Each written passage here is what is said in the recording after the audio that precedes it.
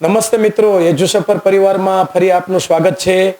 આપણે આ વિડીયોની અંદર ગયા વિડીયોમાં મેં તમને જે એક્ટિવ વોઇસમાંથી વાક્યને પેસિવ વોઇસમાં ફેરવવાના જે 5 નિયમો તમને સમજાવ્યા, શીખડાવ્યા, તો હવે એ તમને આવડી જ ગયા હશે, બરોબર? તો એ 5 નિયમોના સંદર્ભમાં જ્યાં મારે વિશેષ જરૂરી માહિતી તમને આપવાની છે એ હું આ વિડીયોમાં તમને સમજાવું છું. હવે મિત્રો, ચેન્જ ધ વોઇસ ટોપિક એવો ડિફિકલ્ટ છે કે જો આપણે વ્યવસ્થિત રીતે ન સમજીએ તો આપણને આમાં કેવી રીતે શું ફેરવવું એ ખ્યાલ જ ન આવે. એટલે આ ટોપિકના સંદર્ભમાં મેં ક્યાંય કચાશ જ નથી રાખી, બરોબર? અત્યાર સુધી એક્ટિવ વોઇસ વિશે, પેસિવ વોઇસ વિશે મારી પાસે જે કાંઈ નાની ટેકનિક, નાની પાયાની માહિતી હતી એ તમને અવારનવાર વિડીયો દ્વારા મેં માહિતી આપી છે. તો ચોક્કસ તમે અમારા આ વિડીયો છે ચેન્જ ધ વોઇસના સંદર્ભમાં, એક્ટિવ વોઇસ પેસિવ વોઇસના સંદર્ભમાં એકથી વધારે વખત વિડીયો અચૂક જોજો. નાના પોઈન્ટ મેં માહિતી આપી છે એ ચોક્કસ તમે અહીંયા મગજ સુધી પહોંચાડજો. મેં તમને કીધેલું છે કે એક્ટિવ વોઇસ એટલે કર્તાથી શરૂ થતું વાક્ય, કર્તા એટલે ક્રિયા કરનાર, કર્તા એટલે કામ કરનાર. એક્ટિવ વોઇસમાં વાક્યની શરૂઆત કર્તાથી થતી હોવાથી કર્તા પોતે જ ક્રિયા કરે. આ પોઈન્ટ એટલો અગત્યનો છે, તમને ક્યાંય બુક દ્વારા નહીં માહિતી મળે, બરોબર? એ શિક્ષક જ તમને શીખડાવી શકે અનુભવના અંતે. તો આ માહિતી, આવી નાની કેટલી માહિતી મેં આપી છે. જો કર્તા એટલે મોટે ભાગે સજીવ નામ, કર્મ એટલે મોટે ભાગે નિર્જીવ નામ.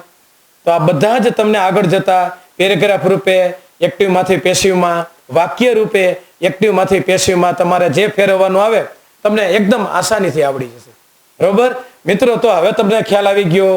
એક્ટિવ વોઇસ એટલે 3 શબ્દોથી બનેલું સૂત્ર SVO. પેસિવ વોઇસ એટલે 5 શબ્દોથી બનેલું સૂત્ર O, B, V3 by S, બરોબર? એક્ટિવમાંથી વાક્યને પેસિવ વોઇસમાં ફેરવીએ તો 5 નિયમો, નાનકડા, કોઈ નિયમો એટલે કોઈ એવા ડિફિકલ્ટ નથી, નાનકડા નિયમો. તો એ નાનકડા નિયમો આપણે ધ્યાન રાખીએ. એક્ટિવ વોઇસમાં જે કરતા હોય પેસિવ વોઇસમાં એ કર્તાને પાછળ લઈ જાઓ અને કર્મમાં ફેરવો, કર્મના સ્થાને મૂકો. તો એક્ટિવ વોઇસમાં જે કરતા હોય પેસિવ વોઇસમાં આપણે એને કર્મમાં ફેરવીએ અને પાછળ મૂકીએ તો મી થઈ જશે. તો આય હોય કર્તા તરીકે તો પેસિવ વોઇસમાં કર્મમાં મી થઈ જશે. એક્ટિવ વોઇસમાં કર્તા તરીકે વી હોય તો એ વીને તમે પાછળ લઈ જાઓ અને અસમાં ફેરવી નાખો. એક્ટિવ વોઇસમાં કર્તા તરીકે યુ છે તો પેસિવ વોઇસમાં એને યુમાં ફેરવી નાખો અને પાછળ મૂકો. એક્ટિવ વોઇસમાં કર્તા તરીકે હી હોય તો પેસિવ વોઇસની અંદર એને હિમમાં ફેરવી નાખો, પેસિવ વોઇસની અંદર હિમમાં ફેરવી નાખો. એક્ટિવ વોઇસમાં કર્તા તરીકે શી છે તો પેસિવ વોઇસમાં એને હરમાં ફેરવી નાખો. એક્ટિવ વોઇસમાં કર્તા તરીકે ધ્યેય છે તો ઈ કર્તાને પાછળ લઈ અને ધેમમાં ફેરવો. એક્ટિવ વોઇસમાં કર્તા તરીકે કોઈ પણ એકવચન નામ છે, father, mother, brother, sister, mister KC Patel, mister Shah, the teacher, તો નામનું નામ જ રાખો, બરોબર?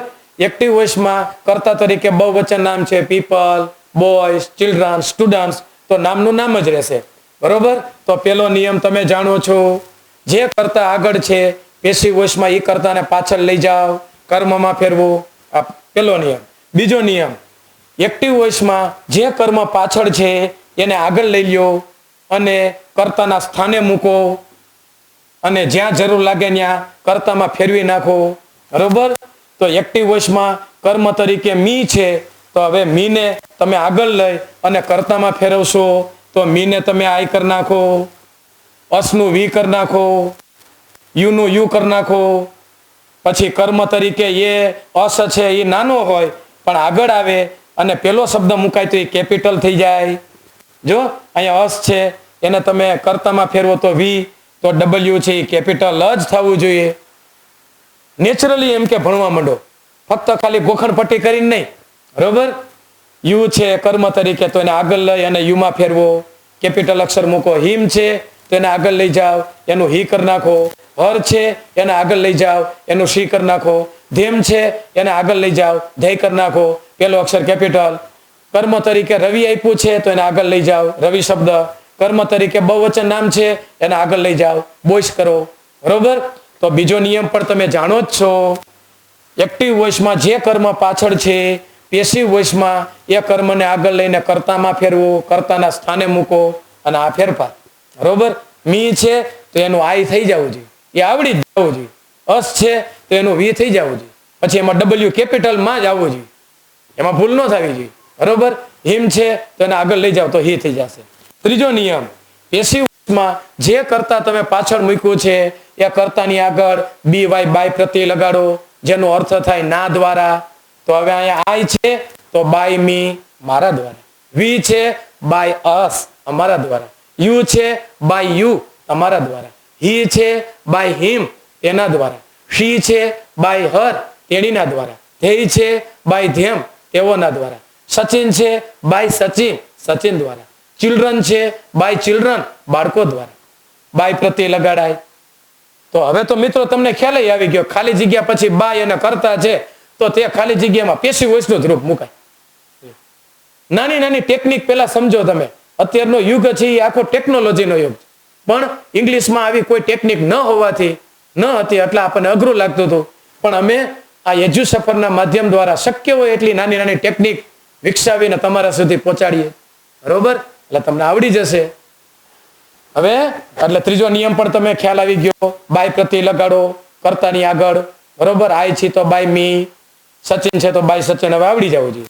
ચોથો અને પાંચમો નિયમ મોસ્ટ ઇમ્પોર્ટન્ટ. આ વિડીયો મેં ચોથા અને પાંચમા નિયમ માટે આ બનાવ્યો છે, એમ સમજી લેજો. બરોબર. ઉપરના 3 નિયમ તો હવે બધાને આવડે. જે કરતા છે એ કર્તાને પેસિવ વોઇસમાં કર્મમાં ફેરવાનો, કર્મના સ્થાને મૂકો. તો આઈનું તમે મી કરી નાખશો, એ તો હવે આવડવાનું છે. બરોબર. સચિન છે તો એ પાછળ લઈ જશો તો સચિન થશે. એ 3 નિયમો તો એકદમ ઈઝી છે, પણ ચોથો અને પાંચમો નિયમ આપણને ન આવડતો હોવાથી અત્યાર સુધી એક્ટિવમાંથી તમે વાક્યને પેસિવમાં ફેરવતા હતા, એ ભૂલ થતી હતી. એ ભૂલ ચોથા અને પાંચમા નિયમમાં. તો એ ખાસ ધ્યાન રાખજો. એક્ટિવમાંથી વાક્યને પેસિવમાં ફેરવો તો જે કાળ પ્રમાણે ક્રિયાપદ છે એ કાળ પ્રમાણે એનું ક્રિયાપદ ભૂતકૃદંતમાં ફેરવાય. ભૂતકૃદંત એટલે V3, ક્રિયાપદનું ત્રીજું રૂપ. 12 કાળમાં, અરે હું તો એમ કહી શકું, પેસિવ વોઇસમાં ક્રિયાપદ ભૂતકૃદંતમાં મુકાય. ભૂતકૃદંત એટલે એને ટૂંકમાં V3 તરીકે. તો એ ભૂતકૃદંત ક્રિયાપદો મેં જે તૈયાર કરેલ પુસ્તક છે મિશન ઇંગ્લિશ, એ મિશન ઇંગ્લિશ બુકમાં આવા 128 ક્રિયાપદો મૂકેલા છે. એ 128 ક્રિયાપદો છે એની અંદર તમને ક્રિયાપદનું ત્રીજું રૂપ પણ મેં મૂકેલું છે. તો એ જોવા મળશે. રાઇટ, રોટ, રિટર્ન, તો એ રિટર્ન V3. સી, સો, સીન, તો છે V3 ક્રિયાપદ. ટેક, ટુક, ટેકન, તો ટેકન એ V3 ક્રિયાપદ. ઈટ, એટ, ઈટન, તો ઈટન એ V3 ક્રિયાપદ. બ્રેક, બ્રોક, બ્રોકન, બ્રોકન એ V3 ક્રિયાપદ. ડ્રાઈવ, ડ્રોવ, ડ્રીવન, તો ડ્રીવન છે V3 ક્રિયાપદ. ટીચ, ટોટ, ટોટ, તો ટોટ છે V3 ક્રિયાપદ. ઇન્વાઇટ, ઇન્વાઇટેડ, ઇન્વાઇટેડ, ઇન્વાઇટેડ છે V3 ક્રિયાપદ. હે સર, તો અમારે આ બધા ક્રિયાપદો તૈયાર કરવા હોય તો એક વખત તો એ ક્રિયાપદના ત્રીજા રૂપ છે V3, એ ચોક્કસ આપણે યાદ રાખવા પડે. ઇંગ્લિશ મારી કે તમારી ભાષા નથી, એ આપણે પ્રેક્ટિસ કરીને જ આપણે શીખવી પડે. તો 1 કલાક 20 મિનિટ 25 મિનિટ ઇંગ્લિશ માટે એવરી ડે ફાળવતા શીખી જાઓ તો ઇંગ્લિશ છે એ એકદમ ગુજરાતી જેટલું આસાન બની જાય. બહુ ઈઝી લેંગ્વેજ છે મિત્રો આ, પણ આપણે એ રીતના ટેકનિકથી શીખતા ન હતા એટલે આપણે ઘણી વખત આપણને સાહેબે ભણાવ્યું હોવા છતાં પણ આવડ્યું નથી. એ નથી આવડ્યું એનું એક જ કારણ કે આપણે ડાયજેસ્ટ નથી કર્યું. આપણને જે પ્રકારની માહિતી મળવી જોઈતી હતી એ મળી ન હતી એટલે ન આવ્યું, પણ હવે તો અમે તમને આપીએ. બરોબર. તો પેસિવ વોઇસમાં 12 કાળમાં ક્રિયાપદનું ત્રીજું રૂપ મુકાય. એ ક્રિયાપદનું ત્રીજું રૂપ મોટે ભાગે ડી પ્રત્યય લગાડવાથી બને. જો યુઝ ઉપરથી યુઝડ, ત્રીજું રૂપ. ઇન્વાઇટ ઉપરથી ઇન્વાઇટેડ, ત્રીજું રૂપ. પ્લે ઉપરથી પ્લેઇડ, ક્રિયાપદનું ત્રીજું રૂપ. લાઇક ઉપરથી લાઇકડ, ક્રિયાપદનું ત્રીજું રૂપ. કેરી ઉપરથી કેરીડ, ક્રિયાપદનું ત્રીજું રૂપ. બરોબર. કેટલાક ક્રિયાપદો અનિયમિત છે, એ અનિયમિત રૂપ તમે બુક દ્વારા અમે બહુ સરસ રીતે મેં આ આખું તૈયાર કર્યું. એના ઉચ્ચાર આપેલા છે, એના મિનિંગ આપેલા છે. બરોબર. તો તમને એ રોજ એમ કે 2 વખત વાંચી લ્યો ને એટલે મિત્રો યાદ રહી જાય. 128 ક્રિયાપદો છે એ બોલીચારીમાં વપરાય. મેક છે તો મેકનું ત્રીજું રૂપ આવડવું જ જોઈએ. Made, MAD. ઈટ છે એનું ત્રીજું રૂપ ઈટન. બ્રેક છે એનું ત્રીજું રૂપ બ્રોકન. ટેક છે એનું ત્રીજું રૂપ ટેકન, સી છે એનું ત્રીજું રૂપ સીન, રીંગ છે એનું ત્રીજું રૂપ રંગ, સિંગ છે એનું ત્રીજું રૂપ સંગ, બરોબર. ફ્લાય છે એનું ત્રીજું રૂપ ફ્લોન, ગીવ છે એનું ત્રીજું રૂપ ગીવન, ટીચ છે એનું ત્રીજું રૂપ ટોટ. કેટલાક એમ કે ત્રીજા રૂપ અને બીજા રૂપ સરખા છે, તો તમે આમાં સ્ટડી કરશો એટલે આવડી જશે. એક્ટિવ માંથી વાક્યને પેસિવ વોઇસમાં ફેરવવામાં વિદ્યાર્થીને સૌથી વધારે મુશ્કેલી નિયમ નંબર 4 અને નિયમ નંબર 5 માં જ પડે છે. તો જ્યાં મુશ્કેલી પડતી હોય ને એને હંમેશા પહેલા શીખો. આપણે ઘણી વખત એવું બને મિત્રો, સહેલું શીખી લઈએ અને અઘરું એમને પડ્યું રહીએ, એટલે જ્યારે આપણને એક્ઝામમાં પૂછવામાં આવે એટલે ત્યાં આપણે ભૂલ કરીને આવીએ, બરોબર. પણ હવે તો મક્કમ બની જવાનું કે ચલો આપણને આટલું યુટ્યુબના માધ્યમથી આટલું સરળતાથી ઇંગ્લિશ શીખવા મળ્યું છે, તો એ શીખે જ પાર. અને 21મી સદી એટલે જ્ઞાનની સદી, અને એ જ્ઞાનની સદીમાં ફક્ત ગુજરાતી ભાષાના જ્ઞાનથી આપણે આપણી કેરિયર બનાવી શકવાના નથી. અંગ્રેજી ભાષાનું જ્ઞાન આપણી પાસે હશે તો જ આપણે આપણી શૈક્ષણિક કારકિર્દી છે જુદા જુદા ક્ષેત્રમાં આગળ વધારી શકશું. તો આપણને આ તક મળી છે તો એ તકનો પૂરેપૂરો લાભ લેવાનો, બરોબર મિત્રો. અને ઇંગ્લિશ છે અમારો પૂરેપૂરો પ્રયાસ રહેશે કે એક ટોપિક તમને પરફેક્ટ શીખડાવવાની કોશિશ કરશું. તો એક્ટિવ માંથી વાક્યને પેસિવમાં ફેરવીએ તો એમાં ક્રિયાપદનું ત્રીજું રૂપ મુકાય. 12 કાળમાં પેસિવ વોઇસ ક્રિયાપદનું ત્રીજું રૂપ, બરોબર. અને એ ક્રિયાપદનું ત્રીજું રૂપ મોટે ભાગે કાં તો ડી, કાં તો ઈડી અથવા તો અનિયમિત રૂપ હોય એ આપણે કંઠસ્થ કરી લઈએ, લર્ન કરી લઈએ એટલે આવડી જશે, બરોબર. ટેક છે તો ટેકન, સિંગ છે તો એનું સંગ, બરોબર. વિઝિટ છે તો એનું વિઝિટેડ, ટીચ છે તો એનું ટોટ, કેચ છે એનું કોટ. તો 12 કાળમાં પેસિવ વોઇસમાં ક્રિયાપદનું ત્રીજું રૂપ આવે. આ ચોથો નિયમ. હવે 5મો નિયમ, last but not least, most important. 12 કાળમાં જે તમે ક્રિયાપદનું ત્રીજું રૂપ મૂક્યું એ ત્રીજા રૂપની આગળ પેસિવ વોઇસમાં ભૂતકૃદન V3 ની આગળ કાળ મુજબ, જો અહીંયા મેં શબ્દ વાપરો કાળ મુજબ. પેસિવ વોઇસમાં 5મો નિયમ ઈ છે કે ભૂતકૃદન ક્રિયાપદની આગળ કાળ મુજબ ટુ બી નું રૂપ મુકાય. તો સાદો વર્તમાન કાળ છે તો સાદા વર્તમાન કાળમાં ટુ બી ના 3 રૂપ છે, એમ ઇઝ આર. હા સર, પણ અમને સાદો વર્તમાન કાળ વાક્ય છે ખ્યાલ જ નથી, ક્રિયાપદ ઉપરથી કાળ ઓળખી શકાય.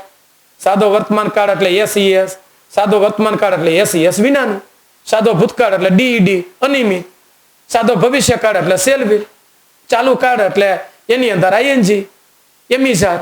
ચાલુ ભૂતકાળ એટલે વોઝ વેર અને આઈએનજી, ચાલુ ભવિષ્ય કાળ એટલે શેલ વિલ અને આઈએનજી, પૂર્ણ કાળ એટલે હેવ હેઝ હેડ. એકદમ સહેલું, હું આટલું બોલી ગયો, બધું આવી ગયું. એટલે 12 કાળમાં પેસિવ વોઇસમાં V3 ક્રિયાપદની આગળ કાળ મુજબ ટુ બી રૂપ મુકાય. તો સાદો વર્તમાન કાળ છે તો એમાં એમ ઇઝ આર માંથી એક ટુ બી નું રૂપ આવે. ક્યારે એમ, ક્યારે ઇઝ, ક્યારે આર, એ હવે પછીના વિડીયોમાં, બરોબર. સાદો ભૂતકાળ છે તો વોઝ વેર માંથી એક ટુ બી નું રૂપ, એક વચન છે તો વોઝ, બહુવચન છે તો વેર. જો અહીંયા એક વચન છે તો ઇઝ, બહુવચન છે તો આર, કર્મ કર્તા તરીકે આઈ હોય ત્યારે જ એમ વાપરવાનું. આ બધી આપણે વાક્યો દ્વારા જેમ જેમ પ્રેક્ટિસ કરશો ને એમ વધારે તમને આવડશે, બરોબર. સાદો ભવિષ્યકાળ છે તો એને તો કોઈ ટુ બી નું રૂપ છે જ નહીં, એટલે શેલ અને વિલ પછી બી આવશે, બરોબર. સહાયકારક હોય કેન, કુડ, શુડ, વુડ, તો કેન પછી સીધું બી આવશે, બરોબર. પછી ચાલુ કાળ, 3 ચાલુ કાળમાં ટુ બી નું રૂપ પેસિવ વોઇસમાં બીઇંગ આવે. 3 પૂર્ણ કાળમાં ટુ બી નું રૂપ બીન આવે. લ્યો 8 છે, 8 ટુ બી ના રૂપમાંથી એક વપરાય. 12 કાળમાં પેસિવ વોઇસના ટુ બી ના રૂપ 8 છે, 8 માંથી એક. Am is are, was were, be being been. Am is are, was were, be being been. Am is are, was were, be being been. આ 8 રૂપમાંથી ગમે તે એક રૂપ કાળ પ્રમાણે મૂકવાનું. જો અહીંયા મેં લખ્યું છે કાળ પ્રમાણે. સાદો વર્તમાન કાળ, હા, તો એમ ઇઝ આર માંથી એક. સાદો ભૂતકાળ તો વોઝ વેર માંથી એક. ભવિષ્યકાળ તો એને તો કોઈ ટુ બી ના રૂપ છે જ નહીં, એટલે જે સેલ વિલ આપ્યું એના પછી બી. સહાયકારક તો કેન, કુડ, શુડ, વુડ, એને તો કોઈ ટુ બી ના રૂપ છે નહીં, એટલે કેન પછી સીધું બી, મસ્ટ પછી બી. ચાલુ કાળમાં બીઇંગ આવે. પૂર્ણ કાળમાં બીન આવે. બસ. તો 8 ટુ બી ના રૂપ આપ્યા એમી, ઝાર, વોઝ, વેર, બી, બીંગ અને બીન. આ 12 કાળમાં 12 કાળના આ ટુ બી ના રૂપ આવી ગયા. તો આ ટુ બી ના 8 રૂપમાંથી આપણે પેસિવ વોઇસમાં એક રૂપ મૂકવાનું. એટલે મોટે ભાગે સાદા વર્તમાન કાળનું આવતું હોય તો એમી, ઝાર માંથી જ આવે. ભૂતકાળ હોય તો વોઝ, વેર માંથી, ભવિષ્યકાળ હોય તો શેલ, વિલ માંથી. બરોબર, શેલ, વિલ અને પછી બી મૂકી દેવાનું. શરૂઆતના 2 કાળ જ અઘરા છે, બાકી તો એકદમ ઓળખવું સહેલું થઈ જશે. તો 12 કાળમાં પેસિવ વોઇસમાં કાળ પ્રમાણે ટુ બી નું રૂપ એક મુકાય. સાદો વર્તમાન કાળ તો એમિઝાર, સાદો ભૂતકાળ તો વોઝ, વેર, સાદો ભવિષ્યકાળ તો શેલ અને વિલ આપ્યું છે તો એના પછી બી, સાદો સહાયકારક તો એમાં કેન, કુડ આપ્યું તો એના પછી બી, ચાલુ કાળ તો એ 3 ચાલુ કાળમાં ટુ બી નું રૂપ બીંગ જ આવશે. પછી ચાલુ વર્તમાન કાળ હોય, ચાલુ ભૂતકાળ હોય, ભવિષ્યકાળ હોય, 3 પૂર્ણ કાળમાં ટુ બી નું રૂપ બીન આવશે. પૂર્ણ વર્તમાન કાળ તો હેવ, હેઝ પછી બીન, હેડ પછી બીન, શેલ, વિલ, હેવ પછી બીન આવશે. બસ લ્યો પૂરું. સર ચાલુ પૂર્ણ વર્તમાન કાળ એનું તો પેસિવ વોઇસ બનતું જ નથી. 9 કાળનું જ પેસિવ વોઇસ હોય છે. બરોબર. તો એક્ટિવ માંથી વાક્યને પેસિવ વોઇસમાં ફેરવવા માટેના જે 5 નિયમો જે હતા એ 5 નિયમો મેં તમને ખૂબ જ વિસ્તૃત રીતે માહિતી આપી. હવે તમને ખબર પડી જ જવી જોઈએ. એક્ટિવ માંથી પેસિવમાં ફેરવીએ તો 5 નિયમમાં ટુ બી નું રૂપ 8 ટુ બી ના રૂપમાંથી એક વાપરવાનું. Am, is, are, was, were, be, being, been. Passive વોઇસમાં ક્રિયાપદનું V3 નું જ રૂપ મુકાશે. એ આપણે યાદ કરી લેવાના અને બાકીના 3 નિયમો તો એકદમ ઈઝી છે. તો એક્ટિવ માંથી વાક્યને પેસિવમાં ફેરવીએ તો આ 5 નિયમો છે એ આપણે ચોક્કસ યાદ રાખી લઈએ. તો આ વિડીયો દ્વારા મેં તમને જે કંઈ વિશેષ માહિતી આપવાની હતી વિશેષ માહિતી આપી. મારા હવે પછીના વિડીયોની અંદર હું તમને એક બીજી પણ ટેકનિક આપું, એ પણ તમને આવડી જશે. બરોબર. આપણો હેતુ તો એ છે કે હવે આપણા ઇંગ્લિશને કારણે કોઈ માર્ક આપણા ઓછા ન થવા જોઈએ. અલગ અલગ પ્રકારની કોમ્પિટિટિવ એક્ઝામ હોય, 10th સ્ટાન્ડર્ડ હોય, 12th સ્ટાન્ડર્ડ હોય, હવે તો તરત જ ખાલી જગ્યા પછી બાય એને કરતા હા વાક્ય પેસિવ છે મૂકો પેસિવ. ચાલુ કાળ છે હા બીંગ અને ભૂતકુદન. પૂર્ણ કાળ છે બીન અને ભૂતકુદન. ઓકે મિત્રો. તો હવે પછીના વિડીયોની અંદર હું તમને એક્ટિવ માંથી પેસિવમાં ફેરવવા માટે એક બીજી ટેકનિક છે એ પણ માહિતી આપું. જો તમને અમારો આ વિડીયો પસંદ પડ્યો હોય તો ચોક્કસ લાઈક કરજો, બીજા મિત્રો સુધી શેર કરજો. ક્યાંય સબસ્ક્રાઇબ કરવાનું બાકી રહી ગયું હોય તો સબસ્ક્રાઇબ કરજો, જેથી કરીને તમને અમારા નવા વિડીયો છે નોટિફિકેશન મળતું રહે. એજ્યુ સફરમાં અમારું નવું વર્ઝન પણ આવી ગયું છે, તો એ કદાચ અપલોડ ન કર્યું હોય તો એને પણ અપલોડ કરી લેજો. મેં તૈયાર કરેલ પુસ્તક છે મિશન ઇંગ્લિશ, એ આ બુક છે એની અંદર પણ આવી વિશેષ કેટલી માહિતી મેં મૂકેલી છે. તો એ બુક તમને ખૂબ જ ઇંગ્લિશ શીખવામાં કામ લાગશે. તો જે કોઈ મિત્રોની ઈચ્છા હોય એ પણ એમ કે આ પુસ્તક પણ વસાવી શકે છે. Thank you very much.